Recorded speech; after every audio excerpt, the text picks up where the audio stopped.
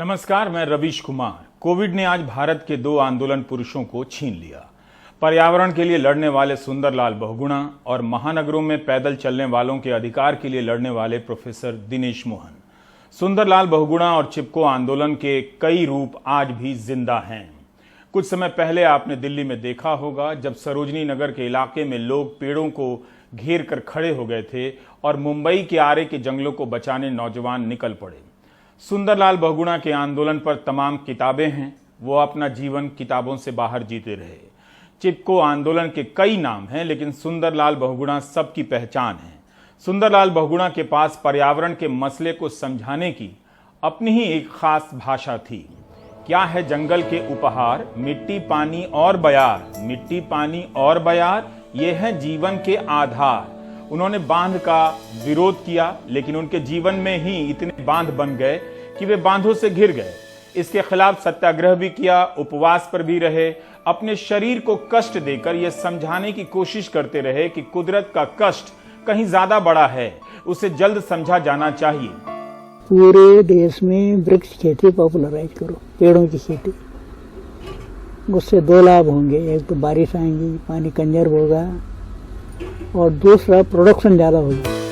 हमारे सहयोगी सुशील बहुगुणा ने लिखा है कि पर्यावरण के क्षेत्र में वो एक व्यक्ति नहीं बल्कि विश्वव्यापी विचार बन चुके थे, जिन्हें 7 समंदर पार के देशों की सरकारों और लोगों ने तो समझा, लेकिन दूरदृष्टि दोष से ग्रस्त हमारी सरकारें देखने और समझने से इनकार करती रही। हमारे कारोबारियों, नेताओं, अफसरों और ठेकेदारों की चौकड़ी का ईमान इतना गिरा हुआ रहा कि वो सच को सामने देखकर भी उससे मुंह फेरते रहे। नतीजा सुंदरलाल बहुगुणा ने जो आगाह किया वो सामने दिखने लगा है। हिमालयी क्षेत्रों में आए दिन आ रही विपदाएं उनकी दी हुई समझदारी से नजर फेरने का ही नतीजा हैं। यहाँ पानी के जो स्रोत हैं वो कमते होते जाएंगे, तो इसका पहला हुआ जो असर जो है वो पानी पर पड़ेगा, है ना। और पानी ऐसा है उसको आप कहीं से मंगा नहीं सकते। जब यहाँ पर अनाज का अभाव हुआ था तो विदेशों से अनाज आया था, लेकिन पानी कहाँ से आएगा। गांधी जी के नेतृत्व में आजादी की लड़ाई में हिस्सा लेने के दौरान जो संस्कार उनके भीतर पनपे वो ताज जिंदगी उन्हें आगे का रास्ता दिखाते रहे और नई पीढ़ी की रोशनी बनी। लेकिन ये रोशनी थामने वाला हाथ शायद अभी उतने ताकतवर नहीं हो पाए कि सरकारों की आंखों के आगे उजाला कर सके। सरकारों ने अगर सुंदरलाल बहुगुणा की बात सुन ली होती तो ऐतिहासिक टिहरी तो बच ही गया होता। भागीरथी और भिलंगना नदियों का मीलों लंबा विस्तार आज भी कलकल बहती हिम धाराओं से सराबोर होता। लेकिन आज वहां एक ठहरी हुई झील की सड़ांध है जिसके नीचे कितनी ही यादों ने समाधि ले ली, कितने ही सपनों की बलि चढ़ गई। खूबसूरत गांव खेत डूब गए, जिंदगी की किलकारियों से गूंजता ऐतिहासिक शहर गुम हो गया। मिला क्या? बमुश्किल 700 से 800 मेगावाट बिजली। उसमें भी उनका हिस्सा नहीं जिन्होंने इस बांध के लिए अपना सब कुछ गंवा दिया। सोशल वर्कर जो है वो लंबी दृष्टि होती है, वो कई पीढ़ियों के लिए सोचता है, और पॉलिटिशियन थोड़े समय के लिए सोचता है, थोड़ी देर में चमत्कार दिखा दूं बस फिर वोटें प्राप्त हो जाएंगे।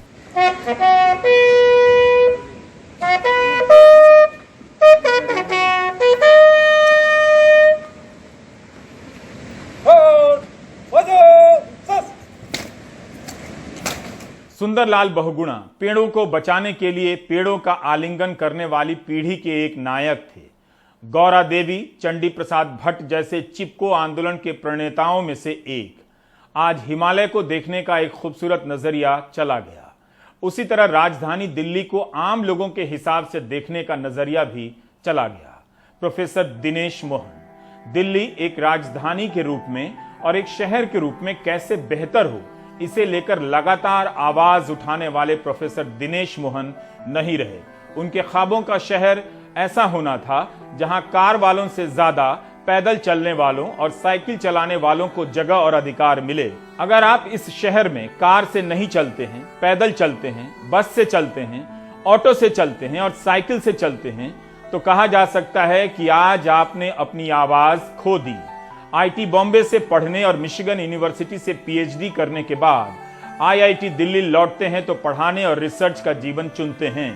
प्रोफेसर दिनेश मोहन उन लोगों में से रहे जिन्होंने पहली बार भारत में पैदल चलने वालों के अधिकार की बात की।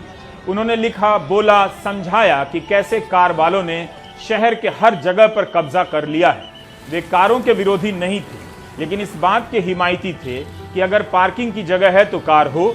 यह नहीं होना चाहिए कि पैदल चलने वालों की जगह पर पार्किंग बना दी जाए और जगह ना हो तो मोहल्ले की हर जमीन पर कारें खड़ी कर दी जाएं, कार वालों का कब्जा हो जाए। परिवहन की नीति क्या होनी चाहिए, पब्लिक ट्रांसपोर्ट का मतलब क्या होना चाहिए, इसे लेकर प्रोफेसर दिनेश मोहन ने दिल्ली और देश भर में गंभीर बहस छेड़ दी। बताया कि कैसे परिवहन की नीतियां कार बनाने वालों के लिए बनाई जाती हैं, गरीब लोगों के लिए नहीं। प्रोफेसर मोहन के छात्र लिख रहे हैं कि जब वे विदेश जाना चाहते थे, प्रोफेसर मोहन ने उन्हें भारत में रहकर काम करने के लिए प्रेरित किया। प्रोफेसर मोहन ने हेलमेट की डिजाइन को बेहतर बनाने के लिए काम किया, साइकिल की सुरक्षा पर काम किया, सड़क सुरक्षा को लेकर तमाम रिसर्च पेपर लिखे। बहुत कम इंजीनियर हुए हैं जिन्होंने समाज के हाशिए के अधिकार की लड़ाई लड़ी और इतनी लंबी लड़ाई लड़ी और उनके लिए जगह बन सके शहर में, इसके लिए मॉडल बनाया। दिल्ली जितनी भी बेहतर हुई है चलने फिरने के मामले में, उसकी बुनियाद में प्रोफेसर मोहन की सोच रही है। यही सोच सुंदरलाल बहुगुणा की रही। हमारी श्रद्धांजलि। आज अधिकारों के लिए लड़ने वाली दो प्रमुख हस्तियां हमसे जुदा हो गईं, तो कुछ लोग अब भी हैं जो अपने अधिकारों की लड़ाई भी लड़ रहे हैं और जेल में लड़ रहे हैं और दूसरों की भी लड़ रहे हैं। वो अपनी लड़ाई से अदालतों को चुनौती दे रहे हैं और फैसलों के अंतर्विरोध को उजागर कर रहे हैं। डेरा सच्चा सौदा मामले में जेल में बंद गुरमीत राम रहीम को 48 घंटे के लिए पैरोल पर अपनी बीमार मां को देखने की इजाजत मिलती है कोर्ट से, लेकिन दिल्ली दंगों में आरोपी बनाई गई नताशा नरवाल को कोविड से संक्रमित अपने पिता को देखने के लिए जमानत नहीं मिली। उनके निधन के बाद अंतिम संस्कार में जाने के लिए जमानत मिली। भीमा कोरेगांव मामले में बंद सुरेंद्र गाडलिंग की मां गुजरी तो उनके अंतिम संस्कार में भाग लेने के लिए उन्हें जमानत नहीं मिली। फादर स्टैन स्वामी को इलाज के लिए जेजे अस्पताल लाया गया। उसी दिन जेल प्रशासन तलोजा जेल ले जाने लगा। तब बॉम्बे हाईकोर्ट ने वापस अस्पताल लाने का आदेश दिया और एक कमेटी बनाई जो स्टैन स्वामी की हालत का मुआयना करेगी। 21 मई को बॉम्बे हाईकोर्ट में स्टैन स्वामी के मामले की सुनवाई हो रही थी। स्टैन स्वामी ने वीडियो कॉन्फ्रेंसिंग के जरिए बताया कि 8 महीने पहले जब उन्हें जेल लाया गया तब चल फिर सकते थे, लेकिन जेल के भीतर हालत इतनी खराब है कि उनका स्वास्थ्य बिगड़ता ही चला गया। स्वामी अपनी ही नहीं, जेल में कैद अन्य कैदियों की खराब हालत को लेकर भी आवाज उठा रहे थे। अदालत ने उन्हें जेजे अस्पताल भेजने का सुझाव दिया तो मना कर दिया। दूसरे अस्पताल में जाने से भी इनकार कर दिया। स्वामी ने कहा कि अदालत से सिर्फ अंतरिम जमानत चाहते हैं। उनके साथ जो भी हो वो रांची में अपनों के बीच रहना चाहते हैं। उन्हें दूसरे अस्पताल में नहीं जाना है। जेजे अस्पताल 3 बार गया हूं, अब वहां नहीं जाना है। अगर यही चलता रहा तो मैं और कष्ट सहता रहूंगा और हो सकता है मैं बहुत जल्दी मर जाऊं, मगर मैं जेजे अस्पताल जाने के बजाय यही पसंद करूंगा। ये मेरे लिए बहुत मुश्किल समय है। मेरी हालत बहुत तेजी से बिगड़ रही है और जेजे अस्पताल की छोटी छोटी गोलियों से मैं ठीक नहीं हो रहा हूं। इस मामले में अब सुनवाई 7 जून को होगी। स्वामी को कोविड के लक्षण थे, लेकिन कोविड टेस्ट नहीं हुआ। उनके वकील ने कोर्ट में कहा ये सब। भीमा कोरेगांव मामले में बंद आरोपियों के परिजन इस बात को लेकर परेशान हैं कि जेल में कोविड का संक्रमण फैल रहा है और वहां कोविड के इलाज की कोई व्यवस्था नहीं है। ऐसे में उनकी जान को काफी खतरा है। सुधा भारद्वाज को लेकर आज बॉम्बे हाईकोर्ट में सुनवाई हुई। उनकी बेटी ने याचिका दायर की है कि मेडिकल आधार पर जमानत दी जाए। वकील ने कहा कि 50-60 कैदियों के लिए 3 बाथरूम हैं, सफाई नहीं है, सामाजिक दूरी नहीं है। वहां 3 कैदियों को कोविड हो गया था। 7 अप्रैल से ही सुधा भारद्वाज की तबीयत खराब है। उनकी तबीयत बिगड़ जाने के बाद अस्पताल में उन पर किए गए टेस्ट की रिपोर्ट उनके परिवार को नहीं दी गई थी। आज की सुनवाई में कोर्ट ने कहा कि अनुच्छेद 21 के तहत हर कैदी को यह अधिकार है कि उनकी मांग पर उनकी मेडिकल जांच हो, उन्हें दवा मिले और उस जांच की रिपोर्ट उन्हें दी जाए। सुधा भारद्वाज के वकील ने जमानत याचिका वापस ले ली और कहा कि अगर सुधा भारद्वाज को सही इलाज मिलता रहे तो वो मेडिकल ग्राउंड पर जमानत के लिए फाइल नहीं करेंगे। 12 मई को सुप्रीम कोर्ट ने गौतम नवलखा की जमानत याचिका खारिज कर दी। सुरेंद्र गाडलिंग, सुधा भारद्वाज, गौतम नवलखा आनंद तिलतुंबडे, इन सब को कई तरह की बीमारियां हैं। संक्रमण होने की स्थिति में इनकी जान को खतरा हो सकता है। इसलिए इनके परिजन बॉम्बे हाई कोर्ट से जमानत और कभी इलाज के लिए गुहार करते रहते हैं। 15 मई को राजनीतिक कैदियों के परिजनों ने एक प्रेस रिलीज जारी किया जिसमें कहा गया कि ज्यादातर बंदी 60 साल से ऊपर के हैं और कई रोगों से ग्रस्त हैं। इन कैदियों के परिवार वालों ने हाल ही में जूम मीटिंग के जरिए एक दूसरे से संपर्क किया और हालात पर चिंता जताई, सबसे मदद की अपील की। तालोजा सेंट्रल जेल में जहां पर सुधीर धावले रखे गए हैं, वहां पर कई बंदी संक्रमित हुए हैं। कोई डॉक्टर नहीं, 3 डॉक्टर हैं जो आयुर्वेदिक हैं। सुधीर धावले और फादर स्टैन स्वामी को टीका नहीं मिला क्योंकि आधार कार्ड नहीं था, यह जानते हुए कि उनके दस्तावेज पुलिस ने जब्त कर लिए हैं। इस पर बॉम्बे हाई कोर्ट ने कहा कि आधार कार्ड नहीं है, इस आधार पर कैदियों को टीका देने से वंचित नहीं किया जा सकता। फिर टीका क्यों नहीं दिया गया, जबकि स्वास्थ्य मंत्रालय का भी यही निर्देश है। भीमा कोरेगांव के आरोपियों को हर बात में ही कोर्ट जाना पड़ता है। स्टैन स्वामी को पानी पीने के लिए सिपर चाहिए था तो कोर्ट गए, सुनवाई हुई। कब अस्पताल जाना है, किस अस्पताल में जाना है, इसे लेकर भी कोर्ट जाना पड़ता है। इसी मामले में आरोपी दिल्ली विश्वविद्यालय के प्रोफेसर हैनी बाबू को कोविड होने के बाद के परिवार को अदालत में गुहार लगानी पड़ी कि पसंद के अस्पताल में इलाज कराने की अनुमति दी जाए। बॉम्बे हाईकोर्ट के जस्टिस S.J. कठवल्ला और जस्टिस S.P. तवाड़े ने कहा कि मरीज को अपनी पसंद के अस्पताल में इलाज कराने का अधिकार मिलना चाहिए। NIA ने इसका विरोध करते हुए कहा कि यह एक परिपाटी बन सकती है। तब अदालत ने कहा कि परिवार को कम से कम संतोष तो मिले कि अपनी पसंद के अस्पताल में इलाज हुआ। कोर्ट ने कहा कि इस समय में यह परिपाटी बन जाए तो इसमें कुछ भी गलत नहीं है। परिवार इलाज का बिल भरने के लिए तैयार भी है। Recently, that is on May 3rd, he had an extremely severe eye infection. It was so bad that his cheeks were swollen up, his eyes were protruding, almost like I heard that it was almost like it was falling out, and his forehead was swollen. He was in really great pain, and in spite of it, he had to make so much noise even to go to be, even to be treated in the hospital. I was not properly examined. His COVID test was not done, and he was just sent back with more antibiotics. And this did not solve the problem. And then now after that, his vision started getting affected. I started getting blurred, and he started having double vision, and there was no coordination between both the eyes. And then again he made desperate calls, somehow reached out, and again we had to really keep on calling the jail. He literally had to go to the press and make an appeal, and last he was taken to JJ hospital where CT scan was done, and then they also did the COVID test and found him COVID positive. 11 मई को the wire ने report किया है कि जहां हैनी बाबू बंद हैं, उस जेल की क्षमता 2124 है और यहां 3500 कैदी हैं।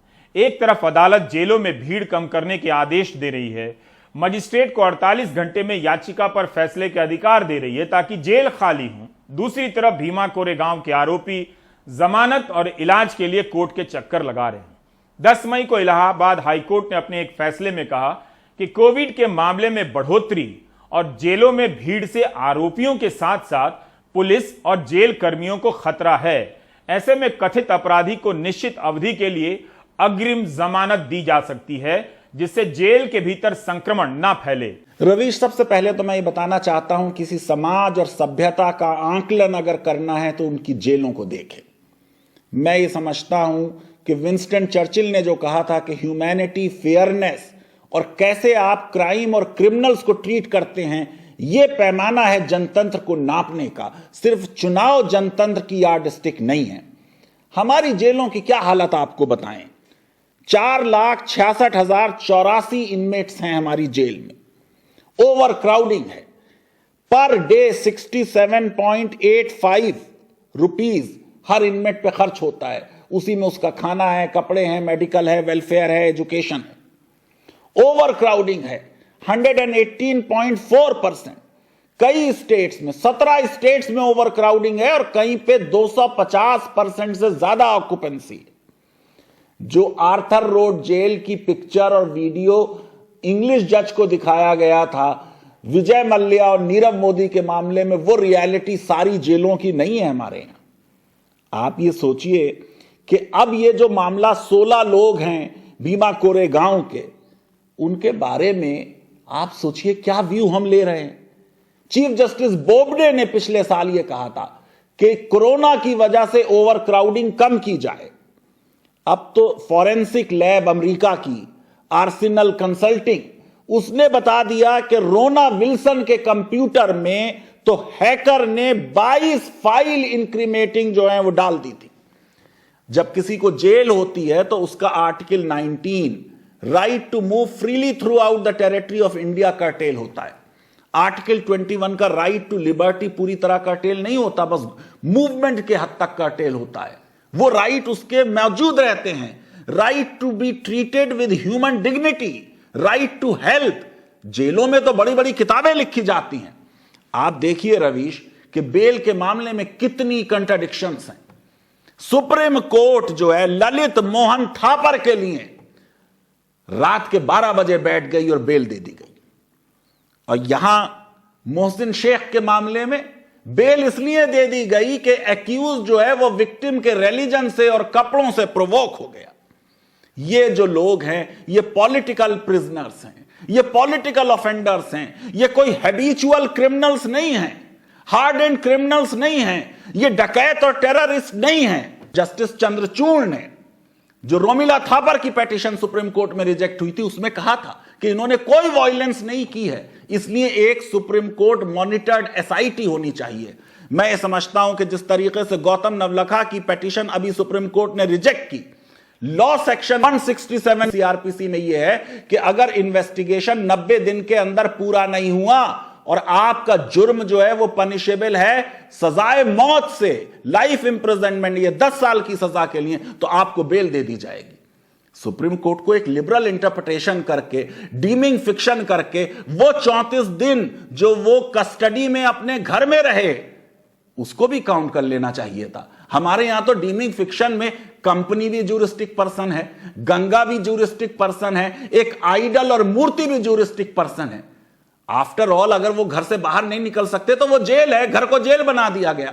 मैं समझता हूं कि जो भी जज जब बेल देने बैठे तो उसको लिटरल इंटरप्रिटेशन ना करके लिबरल इंटरप्रिटेशन करना है, लिबर्टीज को अपहोल्ड करना है। अगर किसी इंटेलेक्चुअल ने, एक्टिविस्ट ने क्राइम किया है उसे सजा जरूर मिलनी चाहिए, लेकिन बेल ना मिले 84 साल का आदमी, 75 साल का आदमी, इनसे कोई खतरा नहीं। अभी देखिए प्रतीक जैन के केस में इलाहाबाद हाई कोर्ट ने कहा कि भैया ट्रायल, इन्वेस्टिगेशन, सजा जब होगी जब अभियुक्त जिंदा रहेगा। बहुत अच्छा जजमेंट दिया। मैं समझता हूं ये सारे एक्टिविस्ट और ये सारे जो इंटेलेक्चुअल्स हैं ये जिंदा रहें तभी इनको सजा होगी, इसलिए बेल के मामले में इनके बहुत लिबरल एटीट्यूड अपनाने की जरूरत है।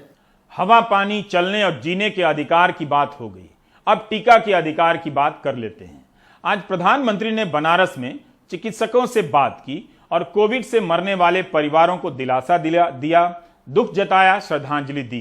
प्रधानमंत्री ने फिर से टीका पर जोर दिया। हालत यह है कि टीका केंद्र बंद होने लगे हैं।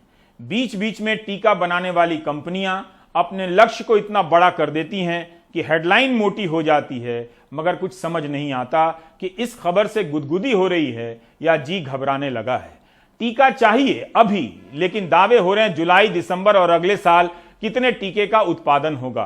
दिल्ली के स्वास्थ्य मंत्री सत्येंद्र जैन ने कहा कि उनके पास तो कोविशील्ड भी नहीं है जिससे 18 से 44 साल के लोगों को टीका दे सकें। कोवैक्सीन का स्टॉक भी जल्दी खाली होने वाला है।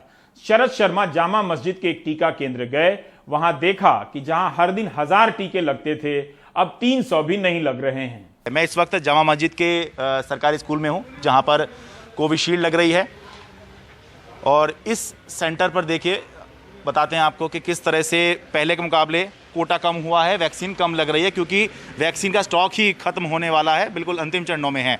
मेरे साथ गयूर अहमद हैं जो इस सेंटर के वैक्सीन सेंटर के इंचार्ज हैं। सर बहुत बहुत स्वागत है आपका। थोड़ा मुझे बताइए कि पहले आप लोगों को साइट कितनी है आपकी यहाँ पर? हमारे यहाँ 5 साइट है। 5 साइट हैं, तो एक साइट पर कितना मिलता था? टोटल कितना आपका डेली का कोटा था? पहले हमें 150 थे, अब 3-4 दिन पहले से हमारे 200 कहे हुए थे। अच्छा, लेकिन आज हमारे पास 280 ही डोज आई हैं। यानी कि मतलब पूरे दिन में सारा मिला के कितनी वैक्सीन डोज आपके पास हुआ? 1000 आ रही थी लेकिन आज 280 आई हैं। अच्छा, 1000 यानी कि एक सेंटर पर 200 भी मान लें, 5 आपके साइट हैं, तो 200 मान लें तो 1000 आया करती थी, आज 280 ही रह गई हैं। जी सर। तो ये घटते घटते इस पर आई हैं। आज ही इतनी आई है, वरना पूरी आ रही थी डेली। अच्छा, तो कुछ बताया गया है कि ये ऐसा क्यों है? नहीं, हमें पास और कोई इंस्ट्रक्शन नहीं है, ना ही हमें पता भी, बस जो आई हैं हम उनको लगा रहे हैं, जब तक वो लगेंगी तो उसको पूरा करेंगे। हाल ही में आपने देखा होगा कि गुरुग्राम में लोग कार में बैठकर टीका लगा रहे हैं। अगर यह हो सकता था तब घर घर जाकर टीका दिया भी जा सकता था। इतने दिनों से यह सब क्यों हो रहा था कि अस्पताल के भीतर जाना होगा, वहां एक कमरा होगा, ये होगा, वो होगा, पुलिस होगी जो जांच करेगी, आधार कार्ड की। अब यह सब तो नहीं हो रहा है, तो पहले भी नहीं होता। बॉम्बे हाईकोर्ट ने कहा है कि घर घर जाकर टीका देने पर फैसला किया जाए। विकलांग लोगों की कई संस्थाएं हैं जो घर घर जाकर टीका देने की मांग कर रही हैं। 60% से अधिक विकलांगता वाले विकलांगजनों, वृद्धों, बीमार तथा महिलाओं के लिए टीकाकरण की विशेष व्यवस्था की जाए ताकि वे बिना प्रतीक्षा किए हुए टीकाकरण करा सके, क्योंकि प्रायः यह देखा गया है कि दिव्यांग और वृद्ध लोग बिना किसी सहारे के एक स्थान से दूसरे स्थान तक नहीं जा सकते हैं। ये प्रस्ताव मोहम्मद नफीस ने रखा है।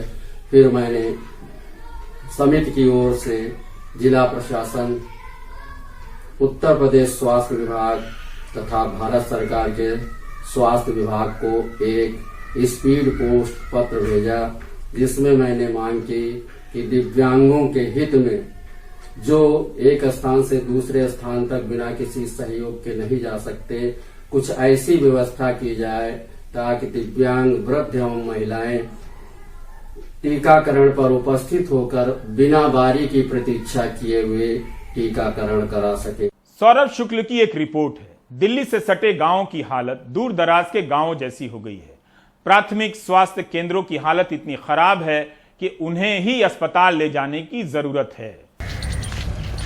ये यूपी के सबसे हाईटेक शहर नोएडा के दादरी का एक गांव लाहुरली का स्वास्थ्य केंद्र है, जहां कोरोना काल में डॉक्टर होने चाहिए वहां गोबर के उपले भरे हैं। जिस कमरे में ऑक्सीजन और बेड होने चाहिए वहां जानवरों के खाने वाला भूसा भरा हुआ है। 72 साल के राजपाल सिंह के घर मातम है। बुधवार को राजपाल के भाई महिपाल सिंह की मौत हो गई। महिपाल सिंह को कई दिनों से बुखार था, अचानक सांस लेने में तकलीफ हुई और अस्पताल के रास्ते में ही उन्होंने दम तोड़ दिया। राजपाल कहते हैं कि अगर ये स्वास्थ्य केंद्र चालू होता तो उनके भाई बच गए होते। मेरा भाई छोटा अभी परसों ही हल्का सा बुखार हुआ, बस उसी में सोचा कि अस्पताल ले चलें, अस्पताल तक पहुंच नहीं पाए, रास्ते में ही दम तोड़। यहाँ सुविधा होती घर के दर्जे पे तो बस जाते। इस बंद पड़े सामुदायिक केंद्र से ठीक 50 मीटर दूर 70 साल के हरवीर को कोरोना हुआ है। बेचारे घर में ही ऑक्सीजन लगाकर पड़े हुए हैं। न देखने वाला कोई डॉक्टर है, न ऑक्सीजन नापने के लिए ऑक्सीमीटर। यहां से नजदीकी अस्पताल 10 किलोमीटर दूर दादरी में है। 10 हजार की पॉपुलेशन में एक छोटा सा हॉस्पिटल बना, ये भी बंद पड़ा है। गवर्नमेंट का हमारी तरफ ध्यान ही नहीं है, किसी एमएलए एमपी का मुझे लगता है हमारी तरफ कहीं फोकस ही नहीं है। हम यहां से निकलकर दादरी के ही छिठेरा गांव के प्राथमिक स्वास्थ्य केंद्र पहुंचे तो यहां हमें ताला लगा मिला। गांव के प्रधान मनीष भाटी बताते हैं कि यहां 1 महीने से ताला लगा हुआ है, कोई डॉक्टर नहीं आया। तो यहाँ के एसडीएम होंगे, तहसीलदार होंगे, जो अधिकारी, उनको बोला नहीं कि इसको चलवाइए, शुरू करवाइए। बुलवाया कई बार पहले, लेकिन कोई सुनवाई नहीं होती। गौतम बुद्ध नगर में इस हफ्ते मुख्यमंत्री योगी आदित्यनाथ आए थे।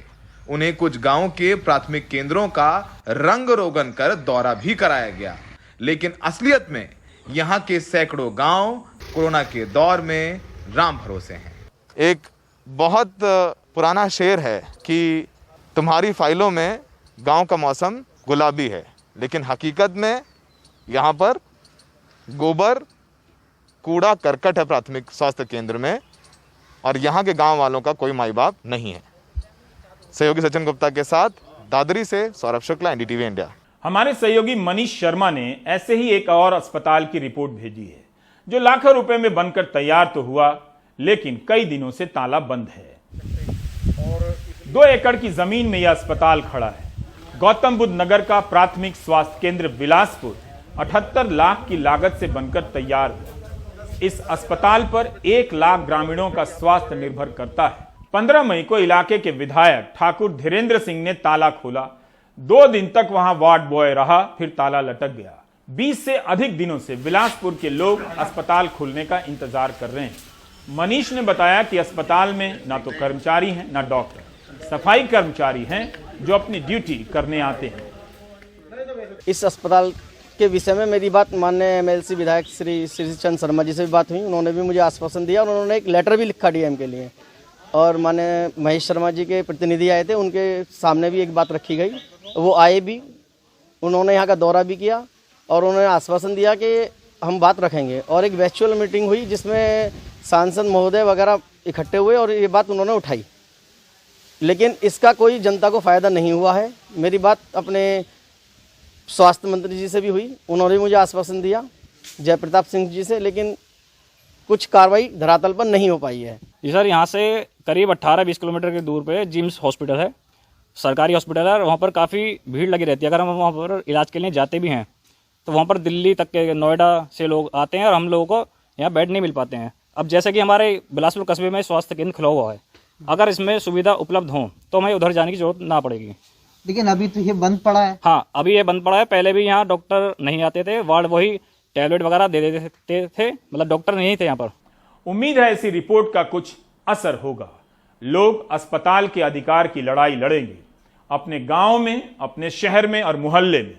इस महामारी ने इतने लोगों की जान लेकर बाकी बचे लोगों को यही जिम्मेदारी दी है, स्वास्थ्य व्यवस्था को ठीक करने के लिए आवाज उठाने की जिम्मेदारी। ब्रेक के बाद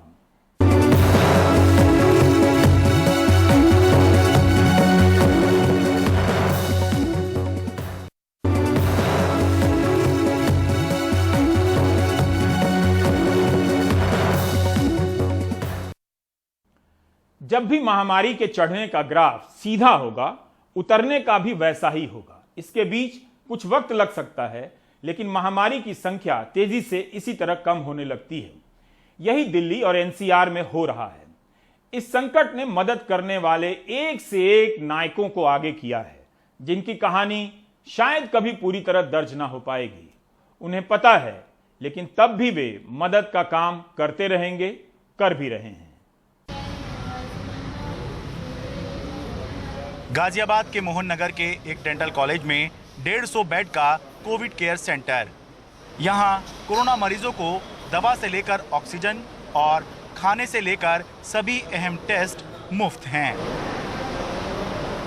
इस कोविड केयर सेंटर में नोएडा और गाजियाबाद के गांव के लोग इलाज कराने आते हैं। ग्रेटर नोएडा के रोजा जलालपुर गांव से रोहित कुमार अपनी मामी को 6 दिन पहले कोरोना लक्षण होने पर इस कोविड केयर सेंटर में लेकर आए। बताते हैं कि दूसरे अस्पताल पैसे भी ज्यादा मांग रहे थे और इलाज की जिम्मेदारी भी नहीं ले रहे थे। यहाँ पैसा भी नहीं लगा और इलाज भी बढ़िया मिल रहा है। फिर इनसे हुआ, ये बेचारे फ्री में लेके आए, यहाँ भर्ती भी किया, यहाँ पे डाला भी, सब ट्रीटमेंट ऑक्सीजन वगैरह जो ज़्यादा ज़रूरी थी वो दी, ऑक्सीजन दी, फिर 1-2 दवाई टेबलेट वगैरह दे के अपना अब आराम है। अब आराम। अच्छा, तो कैसा मतलब इलाज किस तरह का मिल रहा है और कैसे? बहुत बढ़िया जी, बहुत बढ़िया। गाजियाबाद के गढ़ी कुम्हेड़ा गांव से मुजम्मिल भी अपनी अम्मी को 1 दिन पहले यहां लेकर आए। मुजम्मिल की अम्मी को डायबिटीज है और ऑक्सीजन की समस्या हुई तो सीधा यहां ले आए। यहाँ क्यों लेकर आए आप? मतलब वहाँ कोई अस्पताल नहीं है क्या? नहीं, अस्पताल तो नहीं है। एक तो फ्री सेवा है। हाँ, फ्री ऑक्सीजन। अच्छा, और सुविधा भी अच्छी है।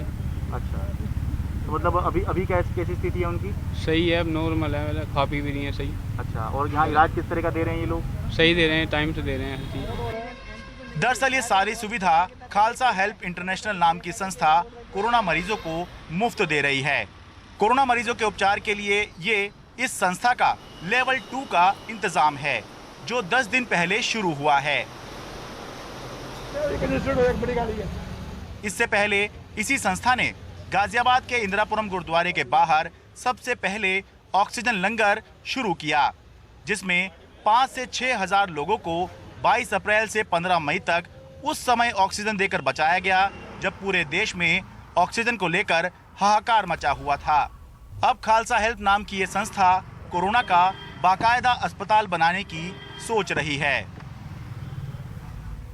सर, अब हम इसको एक नेक्स्ट लेवल पे लेके जा रहे हैं। वर्ल्ड का पहला कोविड हॉस्पिटल खोलने जा रहे हैं खालसा हेल्प इंटरनेशनल के प्लेटफॉर्म पे। उसमें सारा ए से लेके जेड तक कोरोना की फाइट के लिए ही वो हॉस्पिटल खुलेगा। उसमें सारा फ्री ऑफ कॉस्ट होगा। आप हॉस्पिटल में नहीं भी एडमिट होना चाहते, घर में आप रहना चाहते हैं, अपने आप को ट्रीट करना चाहते हैं, उसके लिए भी सिटी स्कैन खालसा हेल्प ने एक दूसरा स्टेप उठाया फ्री लंगर के बाद। एक सिटी स्कैन का भी लंगर ही मान लीजिए, ये भी हमने लंगर खोल दिया है। एक सिटी स्कैन 5 से 6 हजार का होता है, बिल्कुल फ्री। एडमिट हुए मरीजों को तो मुफ्त खाना दिया ही जा रहा है। अपने घरों में जो लोग बीमार हैं और जरूरतमंद हैं, ऐसे 200 घरों में भी 2 समय का खाना मुफ्त भेजा जा रहा है। और बेहद अहम बात ये कि आने वाले समय में ये संस्था उन परिवारों को गोद लेने की तैयारी भी कर रही है जिनके कमाने वाले सदस्यों को इस महामारी ने इनसे छीन लिया। लेकिन अपनी इस कोशिश में इनको आपकी भी मदद चाहिए। जब कोरोना का सबसे मुश्किल समय चल रहा था, तब ये संस्था आगे आई, ये लोग आगे आए और इंसानियत की खूब सेवा की। आज भी कर रहे हैं। अब ये लोग चाहते हैं कि इसी जज्बे को आगे बढ़ाने के लिए आम लोग बड़ा दिल दिखाएं और इनकी मदद करें। इस मौके पर मशहूर दिवंगत कवि डॉक्टर कुंवर बेचैन की 4 पंक्तियां याद आ रही हैं। पूरी धरा भी साथ दे तो और बात है, पर तू जरा भी साथ दे तो और बात है। चलने को तो एक पांव पर भी चल रहे हैं लोग, लेकिन दूसरा भी साथ दे तो और बात है। गाजियाबाद से अपने सहयोगी कैमरा पर्सन प्रेम सिंह के साथ मैं शरद शर्मा, एनडीटी मीडिया।